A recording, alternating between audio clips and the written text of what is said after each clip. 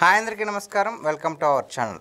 Present మనతో పాటు గెస్ట్గా ఉన్నారు భరత్ రెడ్డి గారు. సార్ నమస్తే అండి. నమస్తే సార్, ఒక వార్త అయితే బాగా హల్చల్ చేస్తుంది. సో టీడీపీ పగ్గాలు లోకేష్ గారి చేతులకు ఇస్తున్నారు అన్నట్టు ఒక వార్త బాగా ఇప్పుడు వైరల్ అవుతుంది.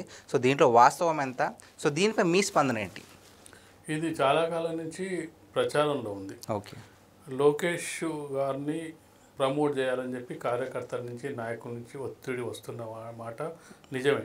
ఎందుకంటే తను లోకేష్ ఏదైతే యువగలం చేయడం జరిగిందో వైసీపీ ప్రభుత్వం అధికారంలో ఉన్న సమయంలో, ఆ సమయంలో తన శక్తిని నిరూపించుకోవడం జరిగింది.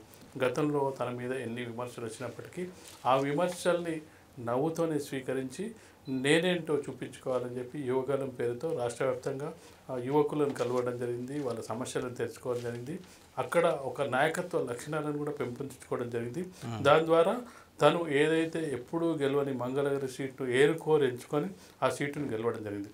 చాలామంది రాజకీయ నాయకులు ఏం చేస్తూ ఉంటారంటే ఎక్కడైతే సేఫ్ సీట్ ఉంటుందో దాన్ని గెలిచే ప్రయత్నం చేసుకుంటారు. కానీ ఎక్కడైతే కఠినంగా ఉందో, ఎప్పుడు గెలవలేదో ఆ సీటును గెలిచడం ద్వారా తెలుగుదేశం పార్టీ మొదటిసారిగా మంగళగిరి సీటును గెలిచిన ఒక రికార్డును సృష్టించగలిగాడు. అంటే అక్కడ నాయకత్వాన్ని ప్రూవ్ చేసుకోగలిగాడు.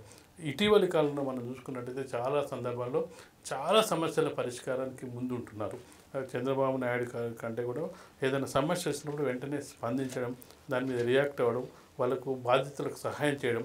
రాజకీయ నాయకునికి ముఖ్యంగా లీడర్కు ఉండాల్సిన లక్షణాలు ఇవే. ఎవరికి బాధితులకు అండగా ఉండడం, ఎవరైతే సమస్యలు ఉన్నారో వాళ్ళని పరిష్కరించడం, ఇవి చేయాల్సిన ఈ లక్షణాలన్నీ పుంజుకున్న నేపథ్యంలో తనకు వారసత్వంగా కూడా మనం చూసుకున్నట్టయితే వాళ్ళ తాత మాజీ ముఖ్యమంత్రిగా పనిచేయడం జరిగింది. 10 ఏళ్ళు పార్టీని నడిపించడం జరిగింది. ఇక వాళ్ళ నాన్న 30 ఏళ్ళ నుంచి పార్టీ అధ్యక్షుడు. అంటే ఇంట్లో ఇవన్నీ అంటే పరిపాలన ఎలా చేయొచ్చు, ఎలా చేయకూడదు, గెలిచినప్పుడు ఏ విధంగా ఉండాలి, ఓడిపోయినప్పుడు ఏ విధంగా ఉండాలి, గెలుపు ఓటమిని ఏ విధంగా సమానంగా స్వీకరించాలనే తత్వాన్ని బోధపరచుకుంటారు. ఆ తత్వాన్ని బోధపరచుకోవడం వల్లనే ఓడిపోయిన సమయంలో కూడా చాలామంది ఎద్దేవా చేయడం జరిగింది.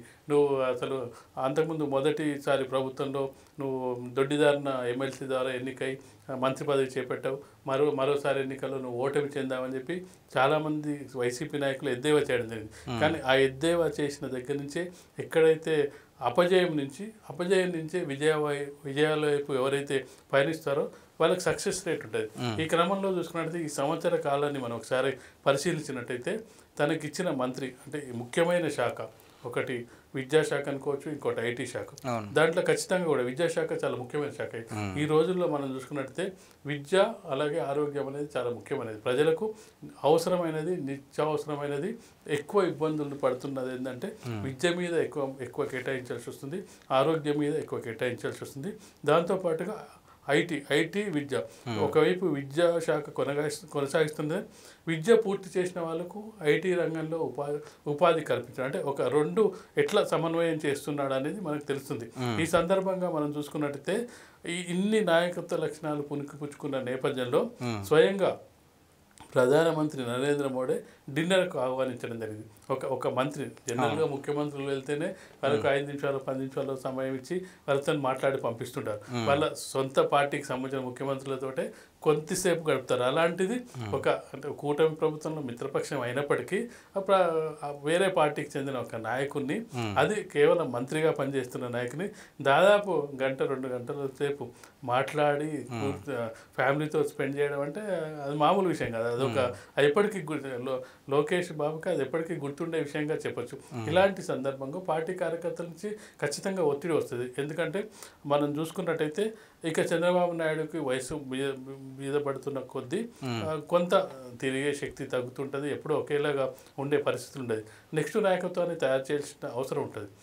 గతంలో చూసుకున్నట్టయితే 40 ఏళ్ల క్రితం పార్టీ ఇప్పుడు ఉన్న నాయకులందరూ ఇప్పుడు దాదాపు అందరూ రిటైర్మెంట్ అయ్యారు, కొంతమంది చనిపోవడం జరిగింది. ఇప్పుడు యాక్టివ్గా ఉన్న నాయకులు చాలా వేల మీద లెక్కబెట్టే వ్యక్తులు ఉన్నారు.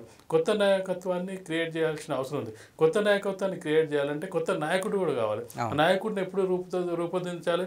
ఎప్పుడైతే చంద్రబాబు నాయుడు యాక్టివ్ ఉందో, తన మార్గదర్శకంలో నడుస్తుందో, పార్టీ మళ్ళీ పడిపోకుండా ఉండాలి. ఒక నాయకునికి అప్పగించినప్పుడు ఆ పార్టీ డౌన్ అవ్వకుండా ఉండాలంటే ఆ స్థాయి మెయింటైన్ చేయాలి. ఆ స్థాయి మెయింటైన్ చేయాలంటే ఇప్పటికే ప్రూవ్ చేసుకున్న లోకేష్కి ఇప్పుడు తను అధ్యక్షుడిగా ఉన్నప్పుడే ఒక వర్కింగ్ ప్రెసిడెంట్గా నియమించినట్టయితే వర్కింగ్ ప్రెసిడెంట్ అన్ని కార్యక్రమాలు చూసుకుంటాడు.